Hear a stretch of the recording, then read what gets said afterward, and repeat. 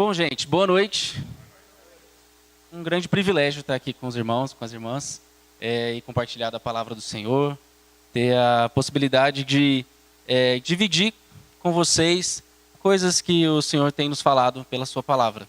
E um privilégio também estar servindo a Deus junto nesse culto. Então, que o Senhor nos abençoe. E quero agradecer ao Cirilo pelas palavras tão gentis, agradecer também a essa equipe pastoral que tem dividido esse lugar aqui também com a gente. Então, muito bom estar aqui. Bom, estamos com essa série de mensagens aos olhos de uma criança. E é um esforço de tentar nos conectar com aquilo que a palavra de Deus fala, nos ensina através da vida de crianças. Isso já é muito curioso, porque a Bíblia não esconde de nós essas narrativas. Ainda mais no mundo antigo, que talvez as narrativas vitoriosas, as narrativas grandiosas seriam das pessoas adultas. Até para o nosso mundo de hoje, normalmente a gente só ouve falar, ou só conta histórias muito prováveis de adultos. A Bíblia conta histórias de crianças e faz isso com bastante frequência.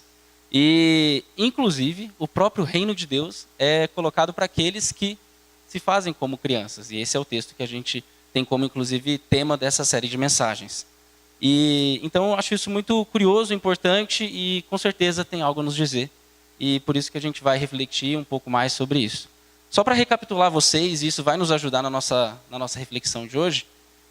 No domingo passado, o pastor Fábio compartilhou o texto de 1 Samuel 17, contando a história de Davi, o menino, o jovem Davi, que consegue ser ali ousado o suficiente quando ninguém queria ser, para poder defender e representar a honra de Deus diante de um povo inimigo.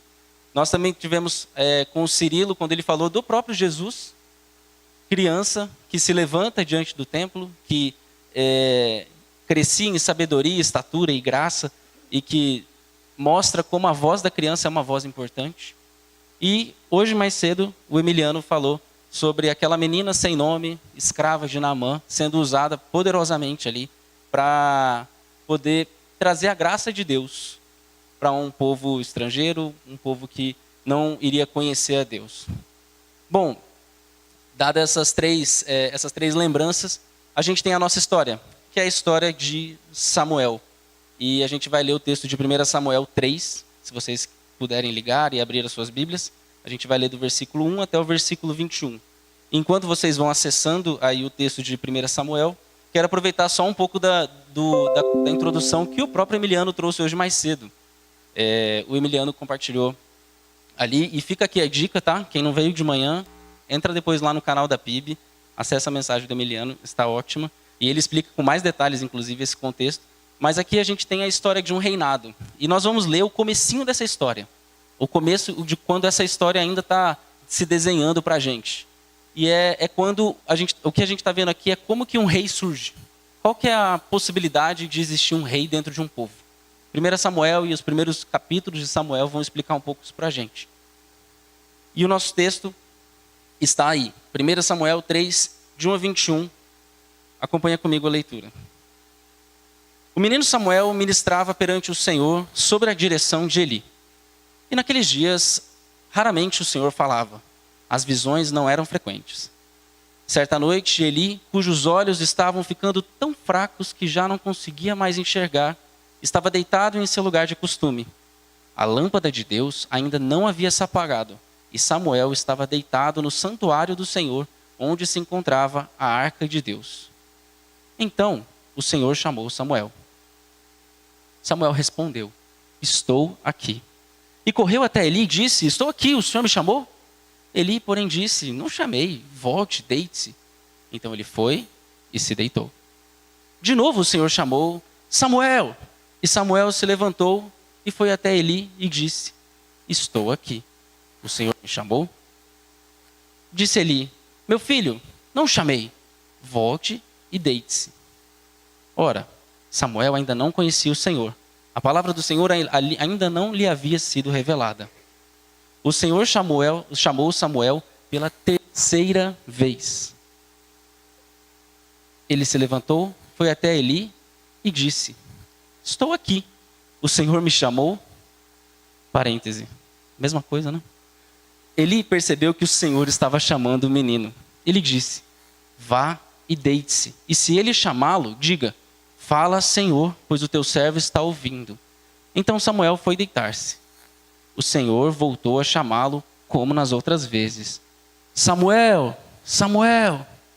Samuel disse: fala, pois o teu servo está ouvindo. E o Senhor disse a Samuel: vou realizar em Israel algo que fará tinir os ouvidos de todos os que ficarem sabendo. Nessa ocasião, executarei contra Eli tudo o que falei contra a sua família do começo ao fim. Pois eu lhes disse que julgaria sua família para sempre, por causa do pecado de seus filhos, do qual ele tinha consciência. Seus filhos se fizeram desprezíveis, e ele não os puniu. Por isso jurei à família de Eli: jamais se fará propiciação pela culpa da família de Eli, mediante sacrifício ou oferta. Samuel ficou deitado até de manhã, e então abriu as portas. Licença, gente. Acho que vou trocar de microfone.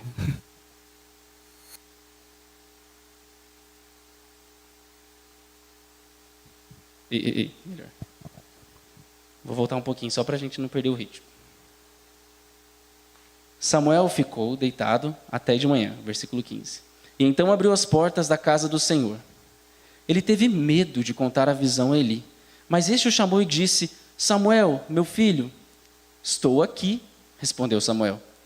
Ele perguntou: o que o Senhor lhe disse? Não esconda de mim. Deus o castigue e o faça com muita severidade, se você esconder de mim qualquer coisa que ele falou. Então Samuel lhe contou tudo e nada escondeu. Então ele disse: ele é o Senhor, que faça o que lhe parecer melhor. Enquanto Samuel crescia, o Senhor estava com ele e fazia com que todas as suas palavras se cumprissem. Todo Israel, desde Dan até Berseba, reconhecia que Samuel estava confirmado como profeta do Senhor. O Senhor continuou aparecendo em Siló, onde havia se revelado a Samuel por meio de sua palavra. Esta é a palavra do Senhor para nós. Eu não sei se você já teve a impressão de que parece que nada está acontecendo. Isso é um pouco curioso. É uma sensação meio estranha, assim, meio ambígua, porque mesmo com tudo acontecendo na nossa vida, e muitos têm uma vida muito corrida, trabalho, casa, rotinas do dia a dia, chega no final do dia, a gente deita a cabeça no travesseiro e parece que, sei lá, mais um dia comum, nada aconteceu, a vida está acontecendo mesmo, fica aquele sentimento meio esquisito, assim. Eu já me senti assim. E, às vezes, a gente, quando é tomado por essa constante agitação no nosso dia a dia, também a gente é levado a pensar que talvez essa vida tão agitada, porém onde nada acontece, Deus também não tem muito a dizer para o nosso dia a dia. Sabe? As coisas passam, a gente ganha dinheiro, gasta dinheiro, vive a vida, e parece que Deus não tem muito a dizer para aquilo que acontece no dia a dia das nossas vidas. E talvez a gente até se acomode com isso. Bom, melhor assim, né? Já que Deus não tem muita coisa para dizer, deixa eu ficar na minha e ficar de boa. Eu lembro de uma pessoa com quem eu conversei há um tempo atrás já, que ela estava bastante frustrada com a vida religiosa, com a igreja, e ela disse uma frase que marcou bastante para mim, que ela falou assim: eu até acredito em Deus, mas é melhor que ele fique lá e eu fico aqui. Cada um fica no seu cantinho, deixa ele existir lá, mas eu não quero muito contato também, não. Deixa eu viver minha vida do jeito que ela tem que ser vivida. E o curioso dessa frase, e que talvez é mais comum até do que a gente gostaria de admitir, é que esse suposto desinteresse de Deus ou de Deus pelas coisas que a gente vive tem muito mais a ver com o nosso desinteresse por Ele. A gente não quer se dispor a nossa vida para reconhecer quem Ele é e as implicações que nós temos a partir de quem Ele é. E isso é bastante comum, às vezes mais comum do que a gente pensa. O que acontece é que talvez nós é que não estamos interessados em Deus. Isso também acontece no texto que a gente está olhando aqui. Porque esse texto ele está dentro de um contexto do tempo dos juízes. Como eu falei, Samuel está na transição. Samuel representa a transição para um novo tipo de estrutura de poder, uma nova autoridade que vai surgir, a autoridade do rei. É que Samuel, a partir da história que está contada em Samuel, que a gente vê Saul e depois o grande rei Davi, Samuel está no tempo dos juízes. E o tempo dos juízes, se você pega para estudar e para ler o livro dos juízes, tem uma frase que ecoa nesse livro, quase como o refrão de uma música. Diz assim: naquele dia, cada um fazia o que era correto aos seus próprios olhos. Não havia rei em Israel. Você está lendo o livro de Juízes, vai terminando uma história, vai terminando o desfecho, vem esse versículo de novo. Naquele dia, cada um fazia o que era correto aos seus próprios olhos. Interessante de notar aqui que esse desinteresse não é necessariamente algo passivo. Aconteceu. Como às vezes a gente acha que é. Me afastei. Pois é, né? É uma coisa um pouco até orquestrada, mesmo que inconscientemente. Ela acontece e a gente vai gostando. E não é uma má sorte.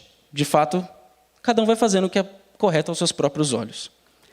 Isso é tão verdade essa frase na história que a gente leu, que os sacerdotes, os representantes de Deus para o povo, que eram os filhos de Eli e o próprio Eli, estavam totalmente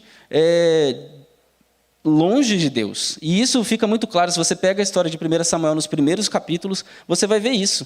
Assim, as histórias dos sacerdotes, dos filhos de Eli, são assim, terríveis. É uma grande tragédia o que está acontecendo ali. Eles estavam fazendo o que era correto aos seus próprios olhos. E o texto começa contando isso para a gente. E aquele que deveria julgá-los ou cuidar para que isso não se repetisse, que era o próprio Eli, prevaricava, não fazia nada. Então, o contexto de Israel estava apontando para esse grande desinteresse orquestrado por Deus. E isso fica também muito claro no primeiro versículo que a gente leu. Porque fala, naqueles dias, raramente o Senhor falava, e as visões não eram frequentes. Por isso, o desinteresse que o povo aqui experimenta, e que também nós temos, é que nos leva, muitas vezes, a experimentar o silêncio de Deus. Deus não fala porque a gente não está nem um pouco interessado no que Ele tem para falar. E aí a gente fica experimentando esse silêncio. Porque uma vez que cada um faz o que é correto aos seus próprios olhos, Deus fica lá e eu aqui, a gente não se atenta àquilo que Ele tem para dizer. O silêncio vai ser a coisa mais provável que a gente vai experimentar. Bom, mas não é assim que essa história termina, ou não é assim que essa história quer nos levar a pensar.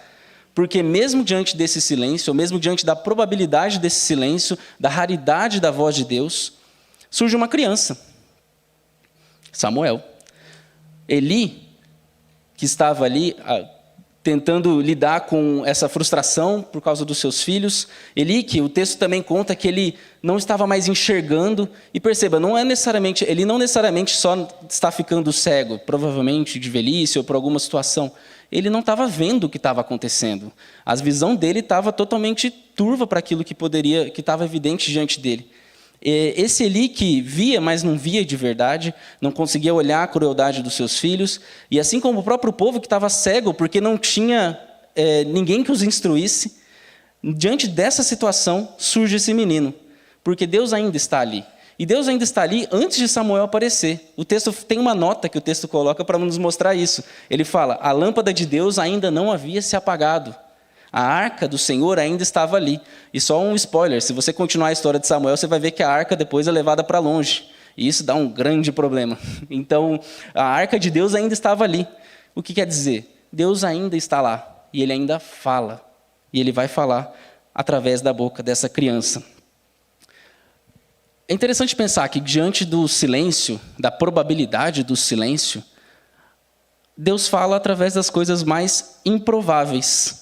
A graça de Deus vem e nos encontra do lugar mais improvável possível. A boca de uma criança, de um menino, que está ali sendo treinado, está ali entendendo ainda como as coisas estão acontecendo. Quem estuda um pouco mais esse texto vai falar que Samuel realmente era uma criança, tá? Porque às vezes a gente fica na dúvida se era uma criança ou já era um jovem. Talvez Samuel tinha aqui entre seus 8 a 12 anos. Era uma criança. E essa criança acaba falando por Deus e trazendo a palavra de Deus para o povo. Quando ninguém consegue ouvir, quem ouve é uma criança. E o pastor Fábio trouxe na reflexão dele uma frase que eu gostei bastante, que tem tudo a ver. Ele disse que Deus usa coisas improváveis para resolver coisas que ninguém consegue resolver. Deus está usando o improvável Samuel, aquele que não seria o escolhido naquele momento para resolver aquela situação. Mas a ocasião é bastante inusitada. E tenta entender aqui junto com esse texto, há muita desconfiança. Deus não está falando há muito tempo, as visões são raras. Tem uma certa tensão aqui. Samuel demora a entender. Samuel é a quarta vez. Se vocês contaram comigo, é na quarta vez que ele vai falar de fato e se dispor a Deus. Ele fica 3 vezes ali insistindo. Eli demora a entender também. Eli só vai entender na terceira, que não é ele, né? Imagina, Eli talvez na primeira e na segunda fica assim, esse menino tá doido, né? Tá tendo alguma coisa. Até chegar e falar, não, talvez, é provável que Deus está te chamando, tá? E essa ideia de Deus falando é uma grande ironia do texto. Porque como assim que Deus vai falar no meio desse caos? Dessa bagunça toda aqui nesse povo? Deus tem alguma coisa para falar para esse povo? Porque não sei se você viu, Deus, tá meio difícil as coisas aqui. Não sei se você viu o sacerdote ali, os filhos de Eli, estão zoando a coisa. Mas Deus fala mesmo nesse contexto. E essa é a ideia. Eu acredito que, e aqui já tem um ensinamento para a gente, né? O povo aqui, ele talvez está lidando com um relacionamento de Deus onde Deus toma a iniciativa. Porque Deus não espera que a vida do povo esteja toda arrumadinha, bonitinha, perfeitinha, para ele ir lá e falar. Não, ele vai no encontro do povo e vai trazer a sua palavra ao povo, mesmo nesse caos, mesmo nessa bagunça. E essa voz de Deus vai representar graça, mas é uma graça que também é juízo, que é instrução, que também vai fazer o povo ter medo, onde coisas precisam ser resolvidas. Deus também não vai passar nenhum pano para a situação que está acontecendo. Ele vai instruir e vai olhar para o povo. E isso é graça. É a graça, e é graça acho que no sentido mais puro, porque muitas vezes a gente fala sobre graça, a gente pensa numa graça fácil. Tem um teólogo que fala até de graça barata, uma graça fofinha, bonitinha, encapsulada, que a gente canta, fala, mas a gente não olha para as implicações reais dela. Graça de Deus é Ele falando para o povo, é Ele colocando a sua palavra, mas é uma palavra que corta, é uma palavra que divide, que faz a gente ter que tomar uma decisão, faz a gente olhar e não ser mais o mesmo. Quem recebe a graça de Deus não pode se tornar mais o mesmo. Precisa encaminhar e precisa se direcionar para algum lugar. E essa é a graça que aparece. É uma graça difícil, mas é uma graça necessária. E isso tudo, essa grande graça, vem ao encontro do povo através de uma criança. Menininho de 12 anos lá, deitadinho, bonitinho. Se você olha a história de Samuel, algum parêntese interessante, mas que faz sentido aqui, Samuel, isso tem tudo a ver com o Dia dos Pais também, para a gente entender a relação de Samuel com Eli. Porque Samuel, se a gente lembra da história de Ana e tudo mais, Samuel foi um menino dedicado ao Senhor. Ana não podia ter filhos, e ela ora ao Senhor. Eli, inclusive, acha que quando ela está orando ao Senhor, ela estava embriagada, de tanto que ela estava clamando a Deus no templo.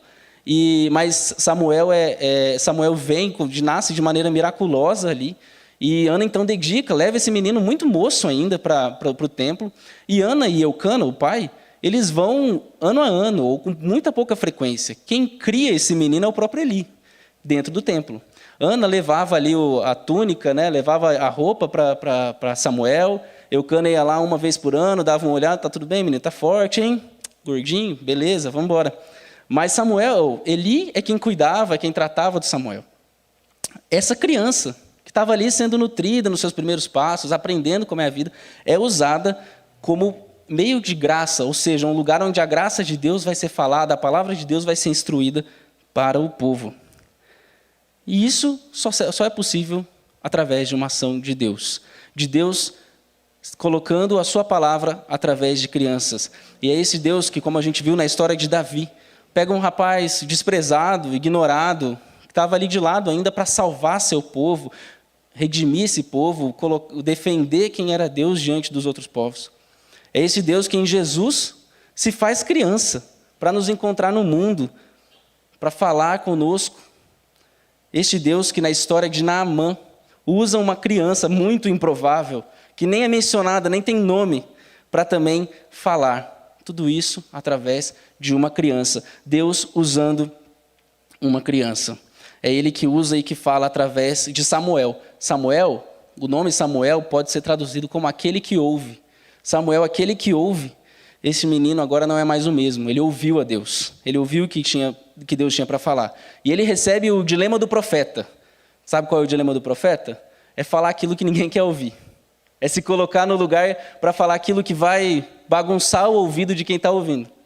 Que é exatamente isso que Deus fala. Ó, eu vou te falar um negócio e o negócio é difícil. Todo mundo vai ficar incomodado. Esse Deus que traz isso para Samuel, que fala através de uma criança, nos ensina através desse texto, que quando a gente se dispõe a ouvir ao Senhor, a gente agora tem uma missão.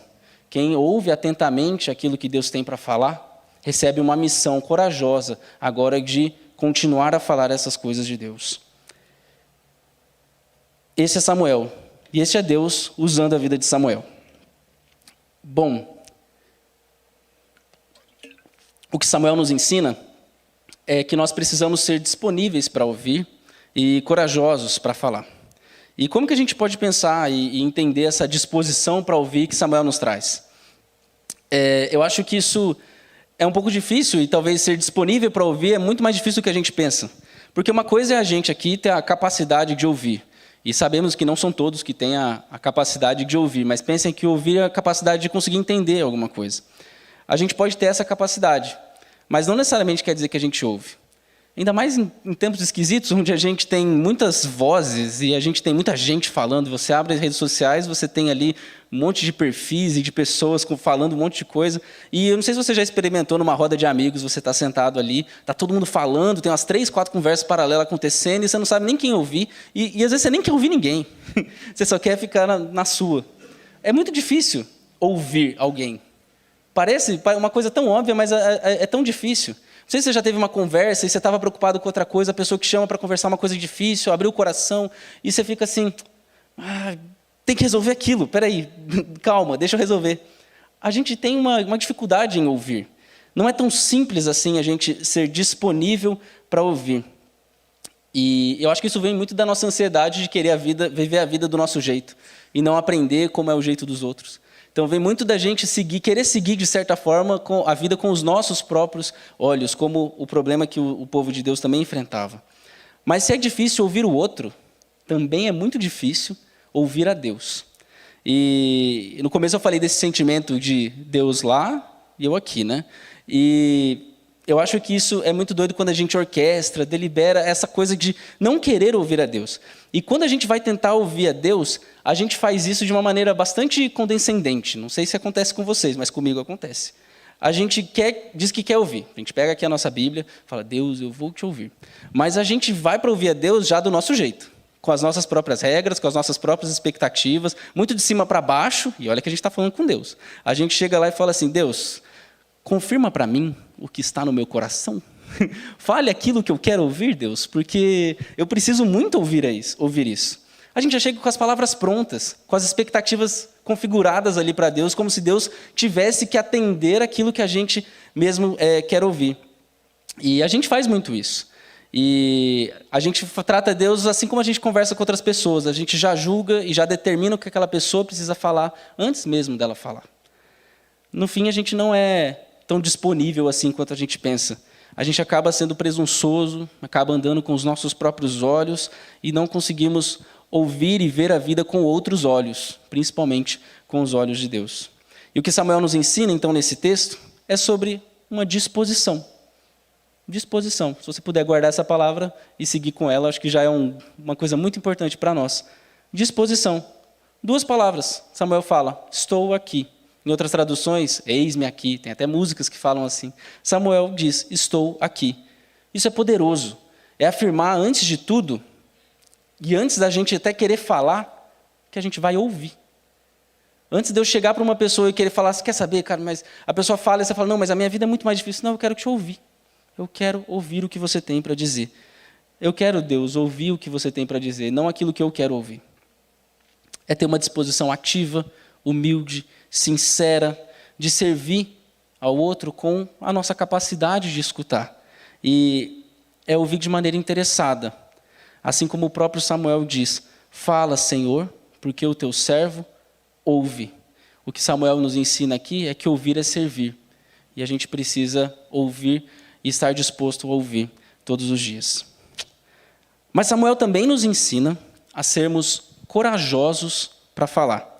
Samuel não só ouve, vocês viram bem, e é importante que a gente leia a história de Samuel como um todo. Não só até a parte do eis-me aqui, fala Senhor, fala que o teu servo ouve. A gente só ia até metade da história. A outra parte da história é que Samuel é mais ou menos assim, Deus fala, tá bom, eu vou falar. E aí Deus manda uma mensagem difícil para Samuel. E aí agora Samuel tem que fazer alguma coisa com aquilo. Samuel é uma pessoa que ensina a gente a falar, e a falar com coragem.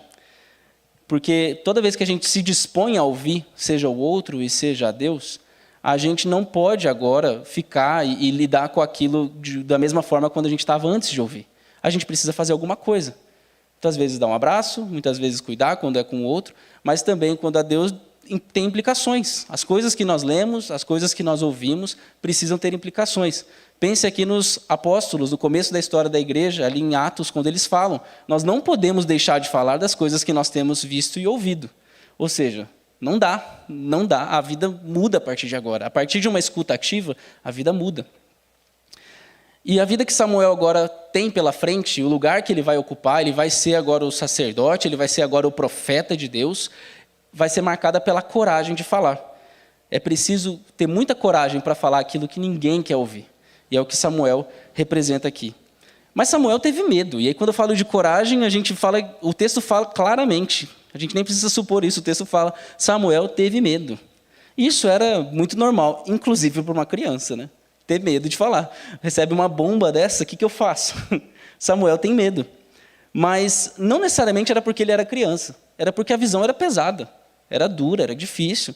E ele ia ter que falar, pensando aqui, tentando fazer uma suposição, uma analogia, como eu contei para vocês, para o seu próprio pai de criação, para Eli, a pessoa que cuidou dele a vida toda, que não vai dar bom para você não.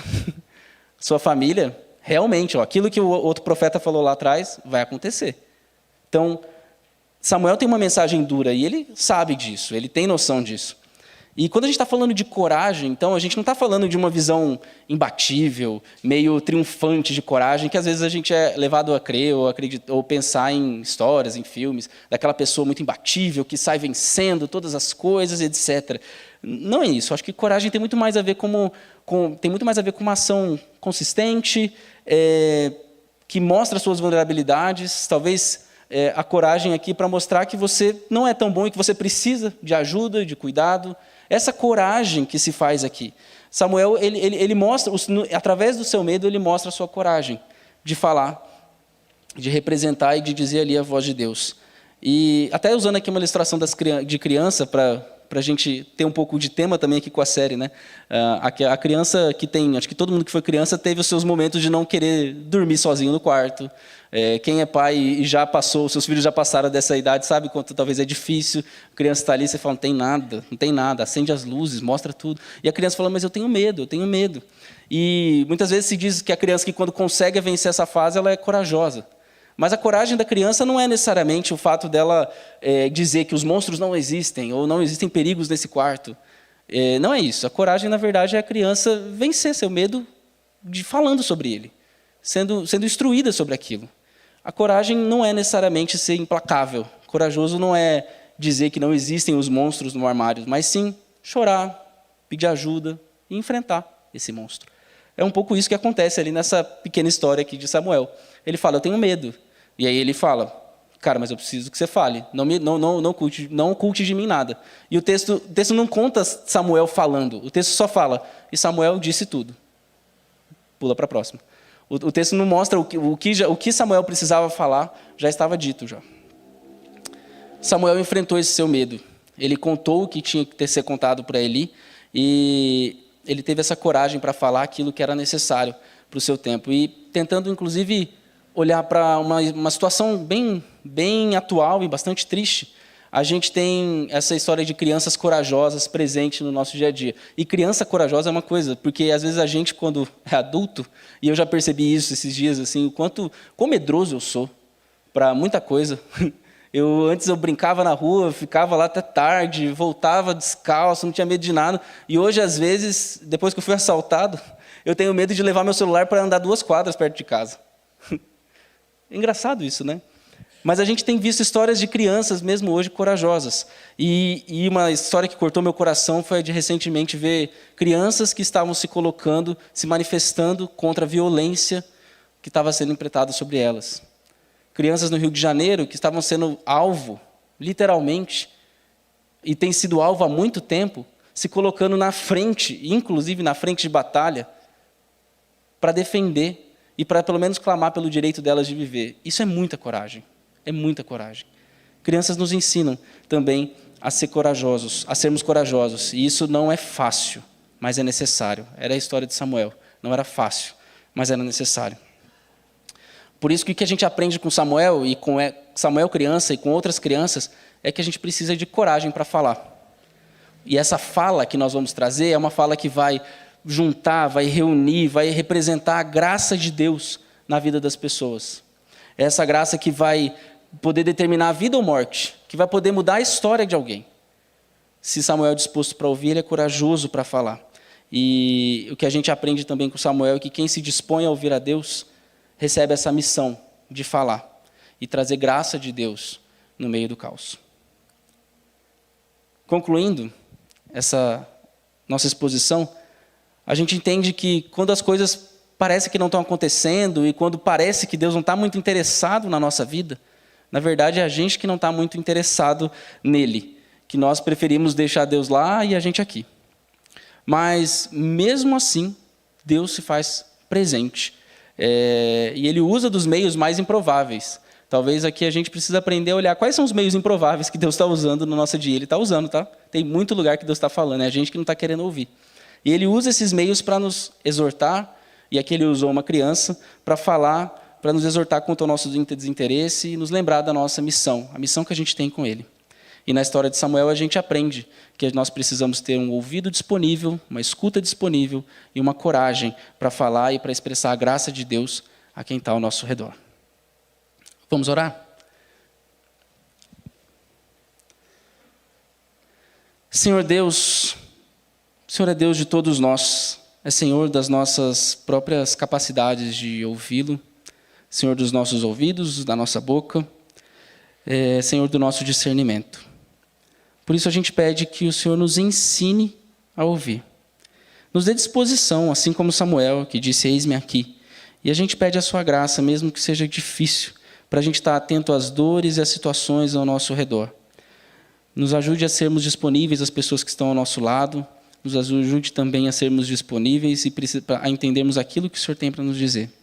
Que a sua graça nos transforme, nos encoraje, nos amedronte muitas vezes, mas também nos motive e nos mova. Também nos conceda, Senhor, coragem.